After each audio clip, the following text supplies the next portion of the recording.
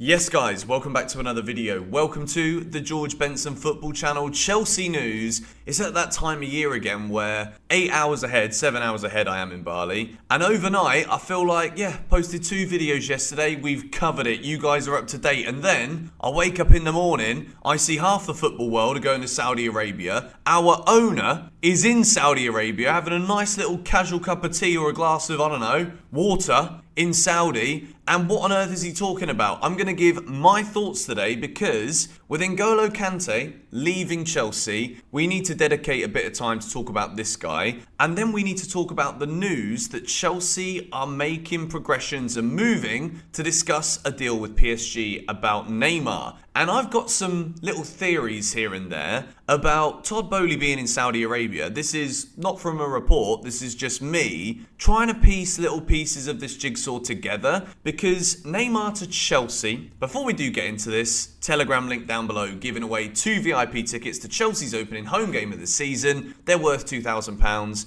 And I'm giving away a signed Lampard shirt in the month of June. If you're not in the Telegram, you can't win. Simple as that. Neymar to Chelsea. Wow, we have heard about this one many times over the years. We've also heard that when Todd Boehly joined Chelsea, joining European football, joining English football, as a man with billions to his name, Boehly wanted a marquee signing. He wanted a player that absolutely everybody in the footballing global market and just the global brandable market in general could relate to, knows the face of, knows the name of. And Neymar was always touted as being that player. When you think about the big players in world football, Ronaldo's already in Saudi. Messi, if Barcelona can somehow manage to get him back financially, we'll never know how or why. But if they don't, then there's a good chance that Messi could end up in Saudi Arabia too, as well as N'Golo Kante. We're going to revisit the Neymar story once we have just spoken about N'Golo Kante, because Kante is on the verge of joining Al Ittihad on free transfer. Final details are being discussed. Then proposal will be accepted. Al Ittihad directors just arrived in London to link up with PIF Saudi delegation to prepare documents.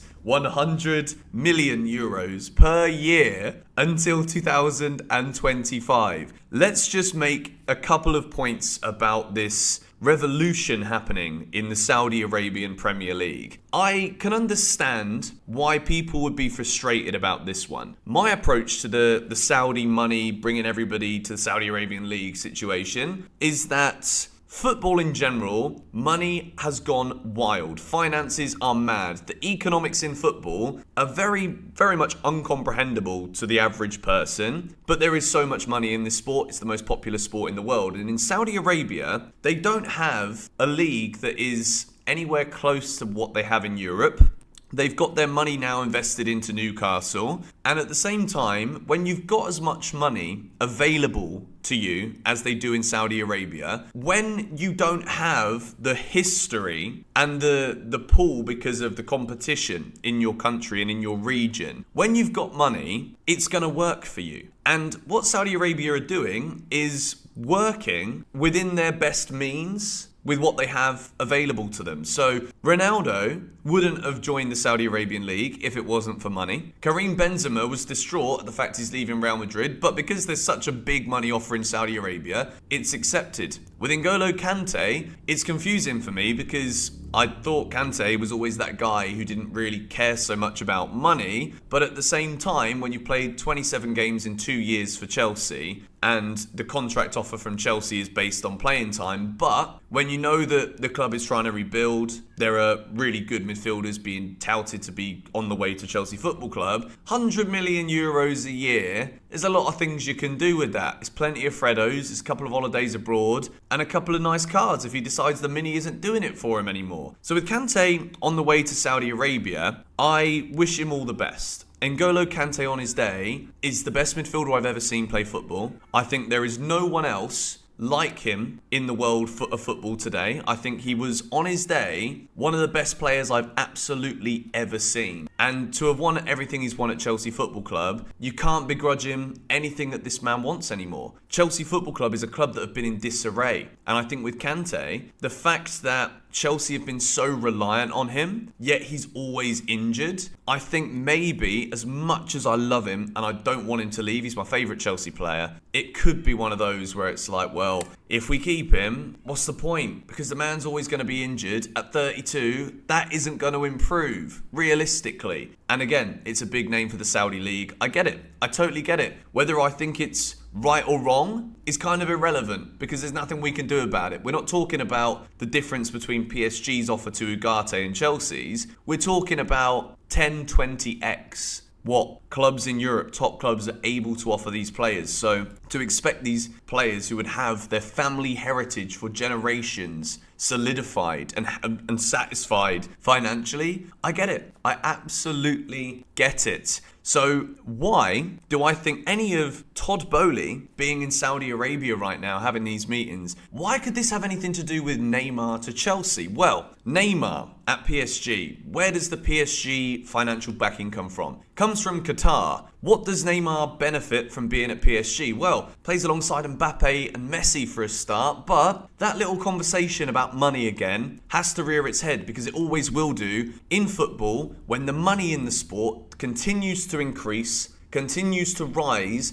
Players like Neymar, who are the kind of names that even in families across the world who don't know anything about football, chances are one person around that dinner table one day has heard of Neymar, seen his haircut, seen his skills. Neymar is a household name. And Todd Boehly, this is just my hypothesis here, this isn't me reporting anything. Todd Boehly, I believe, could be in Saudi Arabia to look at potentially bringing Neymar to Chelsea, seeing the deficit that Neymar would experience, despite probably signing a lucrative contract at Chelsea. But all of those benefits and brand benefits of being associated to the Qataris, Todd Boehly may be trying to strike up some kind of sponsorship deal here for Chelsea and have Neymar and moving for Neymar with that ability to be able to offer the Saudi brands, the Saudi government, the Saudi money, wherever it's coming from, I don't really understand. But there could well be some kind of incentivized offer on the table for Neymar to join Chelsea so that he doesn't lose out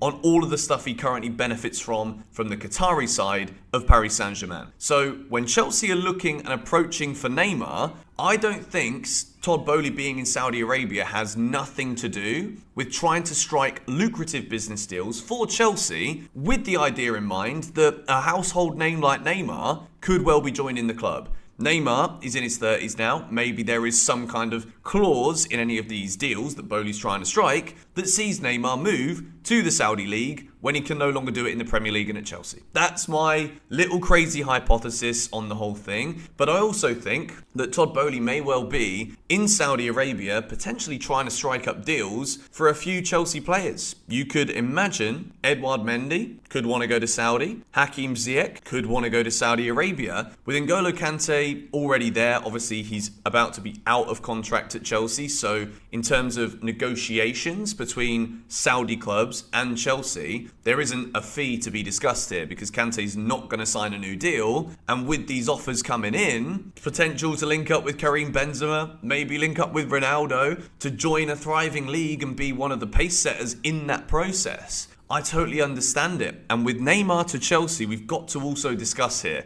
do I want this to happen? Is this a good deal for Chelsea Football Club? There are two different ways to look at this, and they're both incredibly polarising. The positive side is that Neymar, on his day, is one of the best footballers you will ever watch. He's absolutely magnificent, scores goals, brilliant assists, on the naked eye, has got such a plethora of tricks and flicks and skills that he can get you off the edge of your seat, something that Chelsea attackers have failed and struggled to do for a very significant period of time. On the flip side of all of this, you get a player who has been renowned for carrying baggage with him everywhere he goes. Under Pochettino, we didn't see a dreadful Neymar, but at the same time, a lot of people said that Pochettino maybe struggled to get the best out of Neymar at PSG. But again, I always think with Neymar, wherever he's been, it's been unfortunate that Barcelona, he had Suarez and Messi to deal with in terms of the big personalities, the big egos, the shining lights in the team. He was one of many. Again at PSG, he ends up with Messi there. Okay, he's been dealing with Mbappe as well, who's been the top scorer there for 5 seasons in a row. So maybe this is Neymar's last big dance and chance to bow out at the very, very top, playing in the best league in the world with the most eyes on him every single week. My question is he gonna care as much? If there isn't the ability to make as much money at Chelsea as there was at PSG, what is it that motivates Neymar? That is the biggest question and the biggest qualm that I have about him. I do also worry that Chelsea have just spent 80-90 million on Mudryk, and Neymar plays in that position. Mudryk has shown so far that he's not quite ready to perform at this level to justify that price tag that Chelsea paid for him. What does this say to Mudryk? Is this a, right, you're competing now with Neymar? Does Pochettino have a plan for Neymar? And is this simply a Todd Boehly marketing ploy and Neymar is the man to figurehead all of this moving forward? My biggest concern is that whatever reasoning it is behind this, unless it is Pochettino saying to Boehly and saying to the Chelsea board, I need Neymar. Neymar can absolutely win Chelsea the Premier League with my system and with the players that we're also bringing in. Unless that is the case, I'm incredibly sceptical. But if Chelsea do push this deal for Neymar, we are foolish to not be excited about it, because he could be that player. He's been that player his whole career, but it's just everything that comes with it that makes me reluctant to believe that he can do it at the very top consistently for Chelsea Football Club. He's also had more injuries probably than Christian Pulisic, which is saying something, because that bloke is flipping injured more than he's fit. So let me know your thoughts on this in the comments down below. Kante is about to leave Chelsea. I'm gutted, but I see why. And Neymar, could he be that man? Let me know your thoughts in the comments down below. Stay tuned, because later on today, I'm going to be discussing a load more Chelsea news stories here on the channel. Come on, you Blues.